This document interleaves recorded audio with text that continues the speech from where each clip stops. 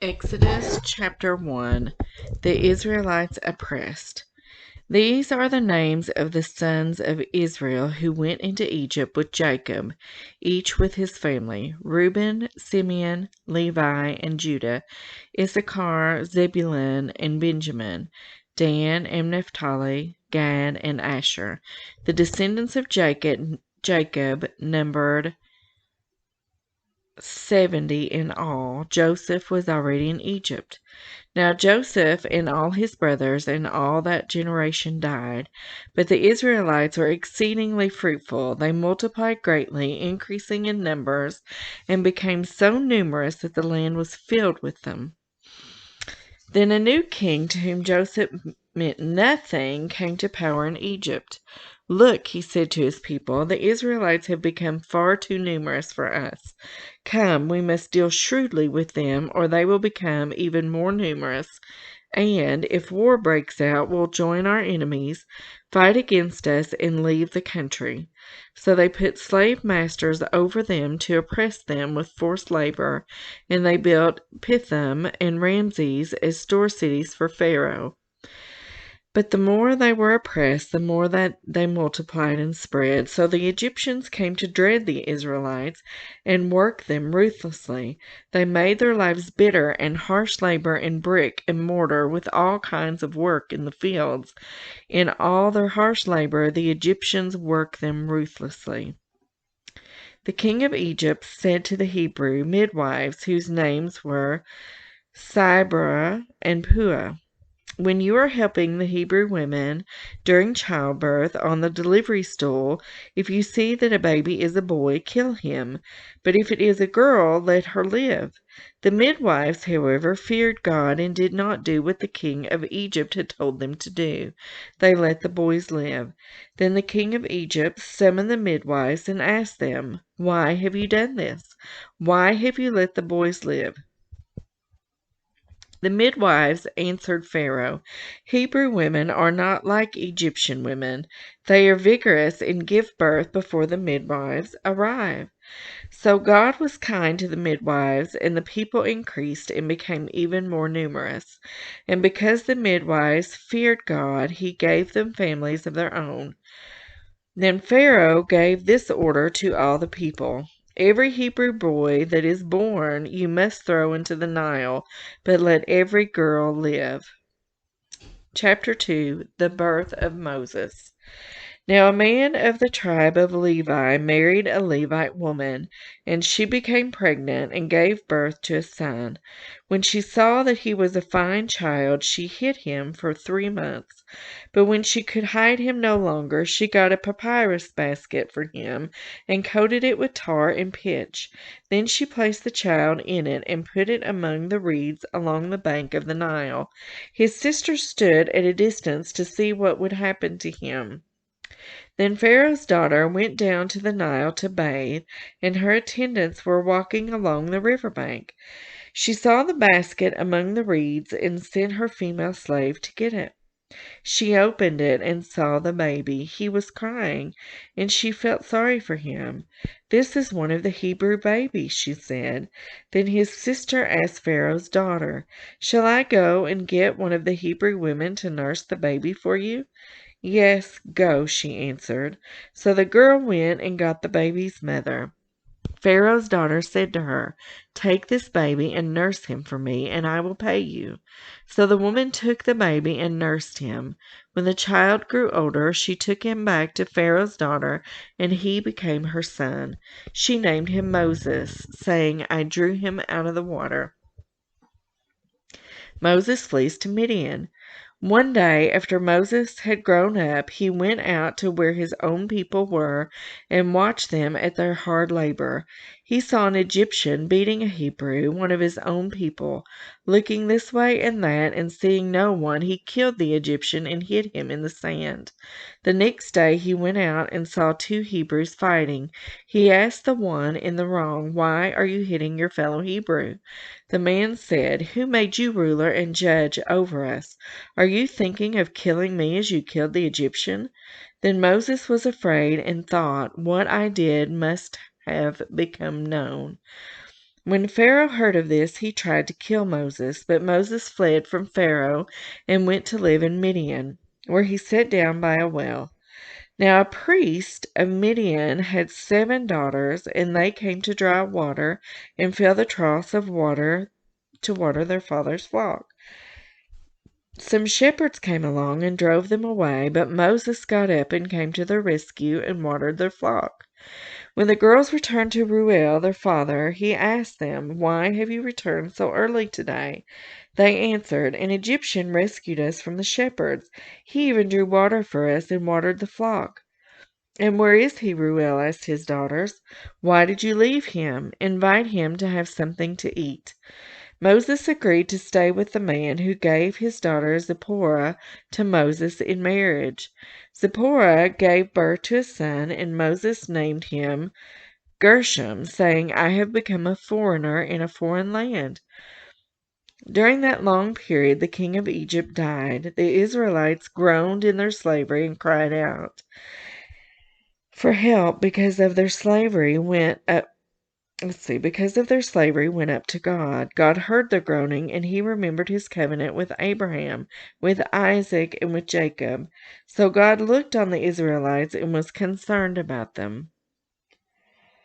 Chapter 3. Moses in the burning bush. Now Moses was tending the flock of Jethro, his father-in-law, the priest of Midian. And he led the flock to the far side of the wilderness and came to Horeb, the mountain of God. There the angel of the Lord appeared to him in flames of fire from within a bush. Moses saw that though the bush was on fire, it did not burn up. So Moses thought, "I will go over and see this strange sight. Why does the bush not burn up?" When the Lord saw that he had gone over to look, God called to him from within the bush, "Moses, Moses." And Moses said, "Here I am." "Do not come any closer," God said. "Take off your sandals, for the place where you are standing is holy ground." Then he said, "I am the God of your father, the God of Abraham, the God of Isaac, and the God of Jacob." At this, Moses hid his face, because he was afraid to look at God. The Lord said, "I have indeed seen the misery of my people in Egypt. I have heard them crying out because of their slave drivers, and I am concerned about their suffering. So I have come down to rescue them from the land of the Egyptians, and to bring them up out of that land into a good and spacious land, a land flowing with milk and honey, the home of the Canaanites, the Hittites, Amorites, Perizzites, Hivites, and Jebusites. And now the cry of the Israelites has reached me, and I have seen the way the Egyptians are oppressing them. So now go. I am sending you to Pharaoh to bring my people, the Israelites, out of Egypt." But Moses said to God, "Who am I that I should go to Pharaoh and bring the Israelites out of Egypt?" And God said, "I will be with you, and this will be the sign to put to you that it is I who have sent you. When you have brought the people out of Egypt, you will worship God on this mountain." Moses said to God, "Suppose I go to the Israelites and say to them, 'The God of your fathers has sent me to you,' and they ask me, 'What is your name?' Then what shall I tell them?" God said to Moses, "I am who I am. That is what you are to say to the Israelites. I am has sent me to you." God also said to Moses, "Say to the Israelites, 'The Lord, the God of our fathers, the God of Abraham, the God of Isaac, and the God of Jacob has sent me to you.' This is my name forever, the name you shall call me from generation to generation. Go, assemble the elders of Israel, and say to them, 'The Lord, the God of your fathers, the God of Abraham, Isaac, and Jacob, appeared to me and said, I have watched over you and have seen what has been done to you in Egypt, and I have promised to bring you up out of your misery in Egypt into the land of the Canaanites, Hittites, Amorites, Perizzites, Hivites, and Jebusites, a land flowing with milk and honey. The elders of Israel will listen to you. Then you and the elders are to go to the king of Egypt and say to him, 'The Lord, the God of the Hebrews, has met with us. Let us take a 3-day journey into the wilderness to offer sacrifices to the Lord our God.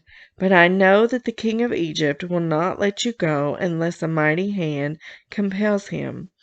So I will stretch out my hand and strike the Egyptians with all the wonders that I will perform among them. After that he will let you go, and I will make the Egyptians favorably disposed towards this people, so that when you leave, you will not go empty-handed. Every woman is to ask her neighbor and any woman living in her house for articles of silver and gold and for clothing, which you will put on your sons and daughters, and so you will plunder the Egyptians.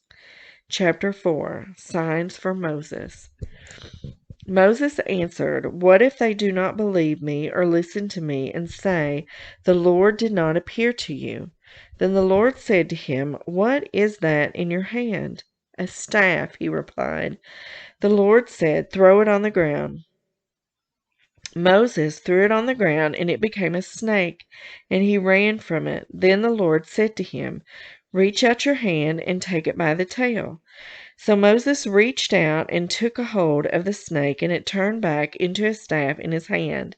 "This," said the Lord, "is so that they may believe that the Lord, the God of their fathers, the God of Abraham, the God of Isaac, and the God of Jacob, has appeared to you." Then the Lord said, "Put your hand inside your cloak."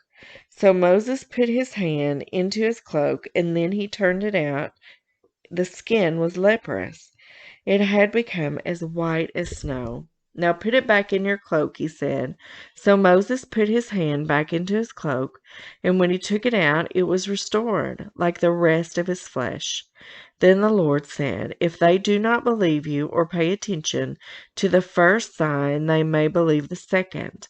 But if they do not believe these 2 signs or listen to you, take some water from the Nile and pour it on the ground. The water you take from the river will become blood on the ground." Moses said to the Lord, "Pardon your servant, Lord. I have never been eloquent, neither in the past, nor since you have spoken to your servant. I am slow of speech and tongue." The Lord said to him, "Who gave human beings their mouths? Who makes them deaf or mute? Who gives them sight or makes them blind? Is it not I, the Lord? Now go, I will help you speak and will teach you what to say." But Moses said, "Pardon your servant, Lord. Please send someone else." Then the Lord's anger burned against Moses, and he said, "What about your brother Aaron, the Levite? I know he can speak well. He is already on his way to meet you, and he will be glad to see you. You shall speak to him and put words in his mouth. I will help both of you speak and will teach you what to do. He will speak to the people for you, and it will be as if he were your mouth, and as if you were God to him. But take the staff in your hand so you can perform the signs with it." Moses returns to Egypt. Then Moses went back to Jethro, his father-in-law, and said to him, "Let me return to my own people in Egypt to see if any of them are still alive." Jethro said, "Go, and I will wish you well." Now the Lord had said to Moses in Midian, "Go back to Egypt, for all those who wanted to kill you are dead." So Moses took his wife and sons, put them on a donkey, and started back to Egypt. And he took the staff of God in his hand. The Lord said to Moses, "When you return to Egypt, see that you perform before Pharaoh and all the wonders I have given you the power to do. But I will harden his heart so that he will not let the people go. Then say to Pharaoh, 'This is what the Lord says. Israel is my firstborn son, and I told you, let my son go so he may worship me. But you refused to let him go, so I will kill your firstborn son.'" At a lodging place on the way, the Lord met Moses and was about to kill him. But Zipporah took a flint knife, cut off her son's foreskin, and touched Moses' feet with it. "Surely you are a bridegroom of blood to me," she said. So the Lord let him alone. At that time she said, "bridegroom of blood," referring to circumcision. The Lord said to Aaron, "Go into the wilderness to meet Moses." So he met Moses at the mountain of God and kissed him. Then Moses told Aaron everything the Lord had sent him to say, and also about all the signs he had commanded him to perform. Moses and Aaron brought together all the elders of the Israelites, and Aaron told them everything the Lord had said to Moses. He also performed the signs before the people, and they believed. And when they heard that the Lord was concerned about them and had seen their misery, they bowed down and worshipped.